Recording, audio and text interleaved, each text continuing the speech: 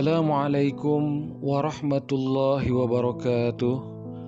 Alhamdulillah, alhamdulillahilladzi arsala rasulahu bil huda wa dinil haq liyuzhirahu 'alad dini kullihi wa kafa billahi syahida. Asyhadu an la ilaha illallah wahdahu la syarikalah wa asyhadu anna Muhammadan abduhu wa rasuluhu la nabiyya ba'dah. Allahumma salli wa sallim ala nabiyyina Muhammad wa ala alihi wa ashabihi ajma'in, amma ba'du. Sahabat Lembakum dimanapun berada, tema tausiah kita kali ini adalah tentang pentingnya mempelajari sejarah Rasulullah. Pentingnya mempelajari sejarah Rasulullah. Dalam salah satu hadisnya, Rasulullah Shallallahu Alaihi Wasallam bersabda, "La yu'minu ahadukum hatta akuna ahabba ilaihi min waladihi wa walidihi wan nasi ajma'in." Rasulullah bersabda, "La yu'minu ahadukum." Tidaklah sempurna keimanan salah seorang di antara kalian.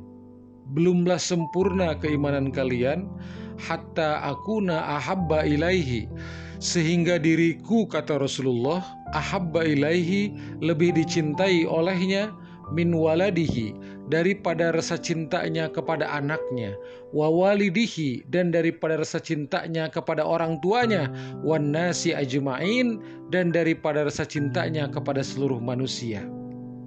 Hadis ini menginformasikan kepada kita bahwa Rasulullah Shallallahu Alaihi Wasallam menjadi sosok yang sangat penting dalam kehidupan kita. Tidak boleh kemudian kita menganggap bahwa Rasulullah itu, karena kita tidak pernah bertemu dengan beliau, karena kita tidak pernah berinteraksi langsung dengan beliau, kemudian kita menganggap bahwa beliau adalah orang yang biasa-biasa saja dalam kehidupan kita. Tidak boleh. Kita harus benar-benar mengistimewakan keberadaan beliau dalam kehidupan kita. Bahkan dalam hadis tersebut menjelaskan kepada kita bahwa kita tidak mungkin menjadi orang yang sempurna imannya jika kita belum bisa mencintai Rasulullah, jika kita belum memiliki rasa mahabbah kepada Rasulullah melebihi cinta kita kepada anak kita, melebihi cinta kita kepada orang tua kita, bahkan kepada seluruh manusia. Ini adalah sebuah penjelasan yang sangat luar biasa. Kenapa? Karena yang diumpamakan adalah rasa mahabbah, rasa cinta kepada anak dan kepada orang tua. Ini adalah orang-orang yang berada pada lingkaran ring satu dalam keluarga kita. Ketika seseorang itu melakukan pemetaan di keluarganya, maka anak dan orang tua ini berada pada ring satu, jajaran ring satu dalam kehidupannya. Itulah sebabnya di dalam ilmu waris misalnya, anak dan orang tua itu itu memegang posisi yang sangat kuat. Anak dan orang tua itu langsung hak warisnya dicantumkan dalam Al-Quran dan posisinya sangat kuat dalam bab waris. Kenapa? Karena anak dan orang tua itu adalah ring satu dalam kehidupan kita, dalam kehidupan setiap orang. Dan kemudian ini menjadi perumpamaan, perbandingan hadis tersebut. Karena setiap orang tentu secara fitrahnya dia akan memiliki keterikatan batin yang sangat kuat dengan orang tuanya dan juga dengan anaknya. Keterikatan batin yang sangat kuat, keterikatan emosional yang sangat kuat kepada orang tuanya dan juga kepada anaknya. Dan kita belum bisa menjadi orang yang sempurna imannya ketika rasa cinta kita kepada anak dan kepada orang tua masih mengalahkan rasa cinta kita kepada Rasulullah. Subhanallah, luar biasa. Artinya apa? Artinya posisi Rasulullah harus kita posisikan lebih tinggi daripada anak kita, daripada orang tua kita dalam hal rasa mahabbah yang harus kita miliki. Ini adalah sebuah pesan yang hanya bisa dipahami oleh orang-orang yang memang memiliki keimanan yang luar biasa. Karena tidak mungkin orang-orang yang tidak memiliki keimanan istimewa bisa memahami dan bisa menjalankannya. Sahabat Lembakum dimanapun berada, oleh karena itulah maka kemudian kenapa mempelajari sejarah kehidupan Rasulullah menjadi begitu penting dalam kehidupan seorang Muslim? Karena tidak mungkin kita bisa menumbuhkan rasa mahabbah dalam hati kita, tidak mungkin bisa menumbuhkan rasa cinta kita kepada Rasulullah ketika kita tidak mengenal beliau, ketika kita tidak mengenal sejarah kehidupan beliau. Dan bagaimana mungkin kita bisa menumbuhkan itu semua jika kita tidak mempelajari sejarah kehidupan Rasulullah Shallallahu Alaihi Wasallam? Karena itu sudah merupakan sebuah fitrah kita, sebuah sunatullah dalam kehidupan kita. Kita hanya bisa mencintai sesuatu ketika kita seringkali menyebutnya, seringkali mencermatinya, seringkali kita berinteraksi meskipun itu secara batiniah, maka kemudian ketika kita sering berinteraksi meskipun secara batiniah, maka itu akan semakin mendekatkan emosional kita, perasaan batin kita dengan apa yang sering kita sebutkan itu.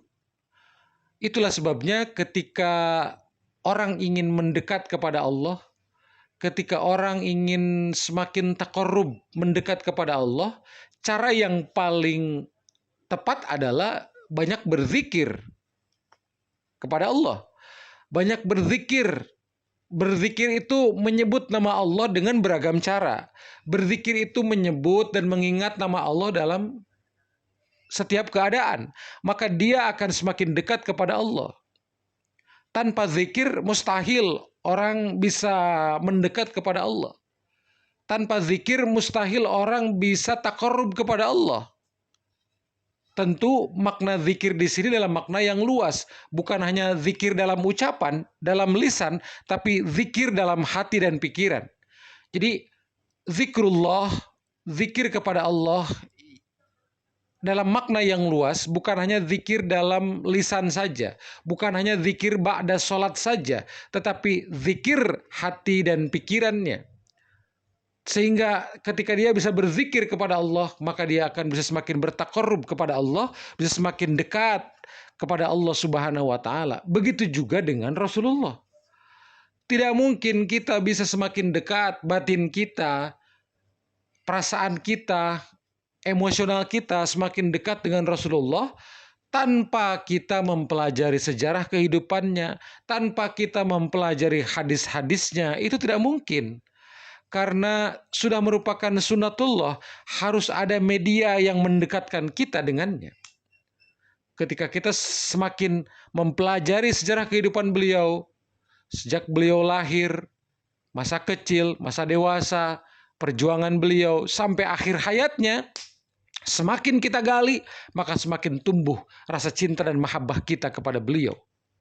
Semakin kita sering mengkaji hadis-hadis Rasulullah, baik itu ucapan-ucapan beliau, sabda-sabda beliau, perbuatan beliau maupun ketetapan-ketetapan beliau di depan para sahabat, maka kemudian akan semakin tumbuh rasa cinta dan mahabbah kita kepada Rasulullah Shallallahu Alaihi Wasallam.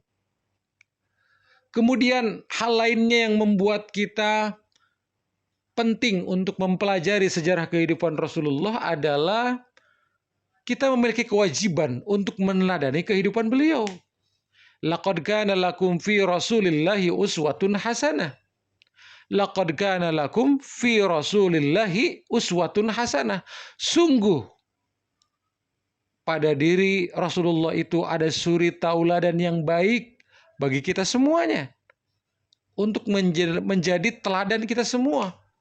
Karena Rasulullah adalah sosok manusia sempurna dan paripurna dalam segala hal keteladanannya.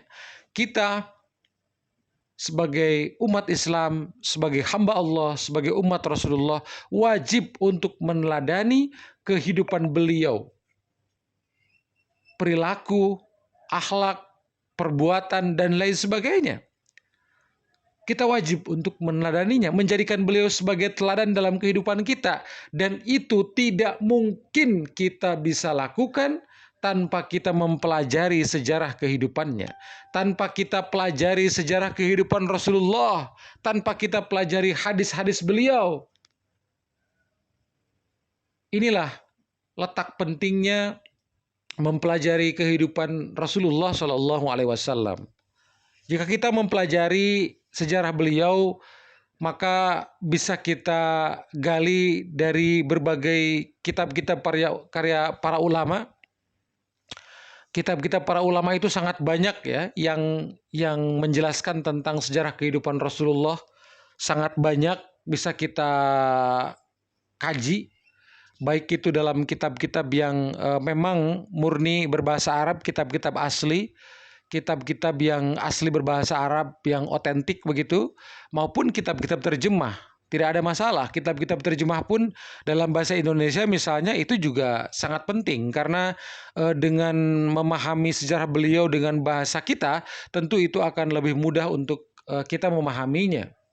Jadi belilah buku-buku tentang sejarah kehidupan beliau, baik itu kitab-kitab langsung ya dalam bahasa Arab ataupun kitab-kitab terjemahnya, kitab-kitab yang otentik begitu, kita pelajari agar kita bisa memahami seperti apa kehidupan beliau. Saya sering kali ditanya oleh para jamaah ketika menjelaskan tentang sejarah Rasulullah, apakah ada kitab yang direkomendasi untuk mempelajari sejarah kehidupan beliau. Tentu seperti yang saya jelaskan tadi, kitab-kitab tentang sejarah Rasulullah sangat banyak yang bisa kita pilih. Tapi seringkali saya ketika ditanya rekomendasi kitab apa, biasanya saya memberikan rekomendasi kitab Ar-Rahiqul Mahtum. Kitab Ar-Rahiqul Mahtum. Kenapa? Karena banyak kelebihannya. Kitab Ar-Rahiqul Mahtum ini adalah satu kitab yang pernah menjadi juara pertama lomba penulisan sejarah Rasulullah. Jadi dulu itu pernah diadakan musabaqah lomba penulisan sejarah Rasulullah. Itu diadakan di Mekah gitu ya. Panitianya berada di kota Mekah. Itu diminta kepada seluruh negara, dari berbagai negara yang bersedia untuk mengirimkan naskah tulisan tentang sejarah Rasulullah. Dikirimkanlah berbagai naskah sejarah Rasulullah dari berbagai negara begitu, dan ternyata kitab inilah yang menjadi juaranya, yaitu Ar-Rahiqul Mahtum. Nah, karena kitab ini menjadi juara penulisan sejarah Rasulullah tingkat internasional, karena lombanya diikuti dari berbagai negara begitu, maka kemudian karena terkenalnya kitab ini sudah diterjemahkan dalam berbagai bahasa, bukan hanya bahasa Arab. Jadi kalau kita mencari kitab Ar-Rahiqul Mahtum dalam bahasa Inggris ada, dalam bahasa Indonesia ada, dalam bahasa-bahasa lain juga ada. Karena kitab ini memang sangat populer ya sejak menjadi pemenang lomba penulisan sejarah Rasulullah. Dan ini lombanya adalah tingkat internasional, diikuti oleh berbagai negara begitu.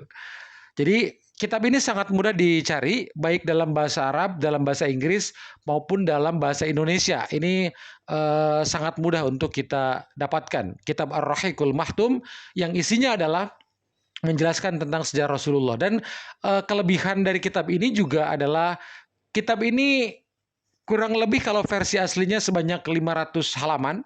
Dan itu adalah kitab tentang sejarah Rasulullah yang paling singkat dan padat begitu. Jadi singkat, padat, dan lengkap. Itulah kelebihan dari kitab Ar-Rahiqul Mahtum ini yang dalam versi bahasa Arabnya itu sekitar 500 halaman ya, sejarah Rasulullah dari sejak beliau lahir sampai beliau wafat, dan itu relatif merupakan kitab sirah ya, sejarah Rasulullah yang paling singkat, padat, dan lengkap begitu. Demikian paparan dan tausiah pada hari ini, mudah-mudahan banyak manfaatnya dan kita bisa mengambil hikmah dari apa yang telah dipaparkan. Wassalamualaikum warahmatullahi wabarakatuh.